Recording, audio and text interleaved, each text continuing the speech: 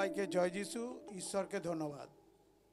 অমর মুখার্জি, হ্যাঁ আপনি খন্নান থেকে আসছেন। হ্যাঁ আপনার সাক্ষ্য যে আছে এখানে লেখা আছে আপনি একটা কোনো কোম্পানিতে আপনি কাজ করতেন, হ্যাঁ হ্যাঁ আর সেই কোম্পানিতে কোনো কিছু বিরোধের কারণে সেই কোম্পানি আপনি প্রবলেমের কারণে আপনি সেই কোম্পানি ছেড়ে দেন। হ্যাঁ আপনি খুলে বলুন এই প্রবলেম কতদিন আগে ঘটনা ঘটেছিল, আপনি ডিটেলসে খুলে বলুন। আমি একটা কোম্পানিতে চাকরি করছিলাম।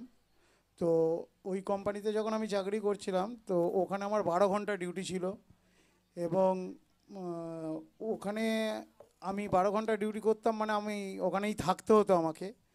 এবং থাকার জন্য ওখানেতে আমি ঠিকঠাকভাবে প্রার্থনা আরাধনা এগুলো আমি করতে পারতাম না। এবং ওখানেতে যে খাওয়ার সমস্যা ছিল সেটা হচ্ছে যে খাওয়ার বানাতো ও নেশা করতো, যেটা আমার পক্ষে সম্ভব হচ্ছিল মেনে নেওয়া। এবং এই করতে করতে 6, 7, 25 ঈশ্বরের দাস 40 দিনের প্রার্থনা ডিক্লেয়ার করেন এবং আমি সেই প্রার্থনা নিজে রিসিভ করি। এবং ওই 7 তারিখ থেকে প্রার্থনা 40 দিনের প্রার্থনায় আমি করি এবং অফিসে যাওয়া শুরু করি।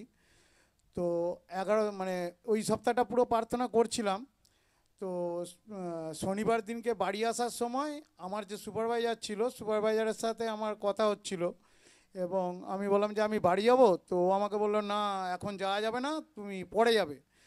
তো আমি ওকে বললাম যে না, আমি যাব না কেন, আমি একজন মেশিন ম্যান, আমি থেকে যাব আর তুমি হেল্পারদের ছেড়ে দেবে, এরকম কথাবার্তা যখন আমার সাথে হচ্ছিল সেই সময় ও আমাকে বললো না, এরকম থাকতে হবে, নাহলে তুমি চিন্তা ভাবনা করো। তো আমি বললাম ঠিক আছে, তাহলে আমি আর চাকরি করব না। এই বলে আমি 11 তারিখ চাকরি ছেড়ে চলে আসি।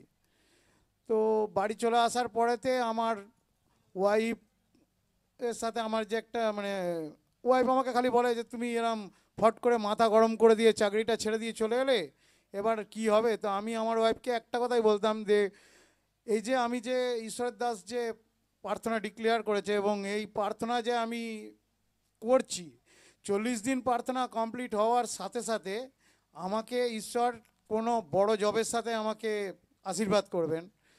তো 17/8/2025 প্রার্থনা 40 দিনের কমপ্লিট হয়।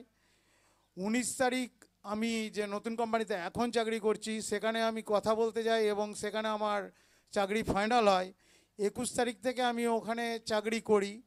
তো ঈশ্বরের দাসের ডিক্লেয়ার আমার চাকরি ছাড়া এটা ছিল 11 তারিখ টু ওই 38 দিন আমি চাকরি ছেড়েছিলাম। এখন আমি 50 দিন হলো পুরো একদম ফ্রি আছে এবং যে কোম্পানিতে আমি এখন চাকরি করছি সেই কোম্পানিতে চাকরি করার দরুন আমি এখন আরাধনা প্রার্থনা এগুলো সব ঠিকঠাকভাবে করতে পারছি এবং আমি আর আমার পরিবার এই চাকরি পাওয়ার পরে আমরা খুব খুশি আছি। খুব খুশি আছেন আপনার, মতলব সেই সময় কিন্তু আপনার লাইফ একদম বহুত ডিস্ট্রাক্ট ছিল। হ্যাঁ, খুব ডিস্টার্ব ছিল। কারণ সেই সময় যে জায়গায় আপনি কাজ করতেন সেই জায়গায় আপনার প্রচণ্ড অসুবিধা হতো। আপনার যে খাবার বানাতো, যারা খাবার বানাতো তারা নেশা করতো, আর এর ফলে আপনার খাওয়া দাওয়াতে অরুচি আসতো। তো মতলব 12 ঘন্টা আপনাকে ডিউটি করতে হতো, হ্যাঁ আর সেটার কারণে আপনার ওই জায়গায় একদম ঠিকঠাক লাগতো না। না কারণ সেই সময় আপনি আরাধনা প্রার্থনা করার টাইম পেতেন না, না এর ফলে প্রবলেম শুরু হয়। হ্যাঁ তো যখন আপনি ওই কাজ ছেড়ে দেন, তো ঈশ্বরের দাস যেমন ঘোষণা করেছিলেন 6-7-2025 তারিখে যে লোকরা উপবাস প্রার্থনা রাখুক, আপনি কন্টিনিউ সেটা করে যান। আর কন্টিনিউ যখন করে যান 17/8/2025 আপনি সেই উপবাসকে কমপ্লিট করেন। হ্যাঁ তো ফির সে জীবিত ঈশ্বর আপনাকে নতুন গ্রেসকে দেয়, আশীর্বাদকে করে। হ্যাঁ তো ফির সে ঈশ্বরের দাসের সঙ্গে আপনি যখন জুড়ে ছিলেন, মণ্ডলীতে জুড়ে ছিলেন আর ঈশ্বরের দাস দ্বারা ওয়ার্ড রিসিভ করতে থাকেন। কিন্তু গত 23/7/2025 আপনি আপনার জন্য ঈশ্বরের দাস লেহ্যান্ড করে দেন। আসুন এই মুহূর্তে আমরা সেদিনকে লেহ্যান্ড ভিডিওকে দেখি। मुझको रूखी ताकत पाखरू का मजा, पाखरू का मजा दे मुझको रूखी ताकत पाखरू का मजा, पाखरू का मजा। ঈশ্বরের দাস দ্বারা লেহ্যান্ড হয়। তো লেহ্যান্ড করার পর আপনার লাইফে একটা নতুন আশীর্বাদ আসে।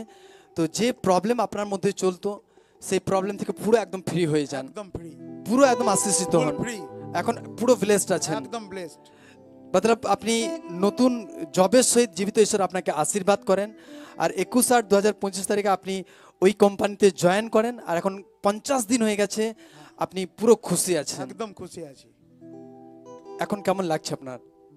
আমার তো মানে আমি ঈশ্বরকে চিনে আমার জীবন চেঞ্জ হয়ে গেছে, ঠিক আছে। তো এই জন্য আমি সবাইকেই বলবো যে ঈশ্বরের কাছে এসে প্রার্থনার সাথে যুক্ত হোক, তাতে কি হবে, তার জীবনও চেঞ্জ হয়ে যাবে।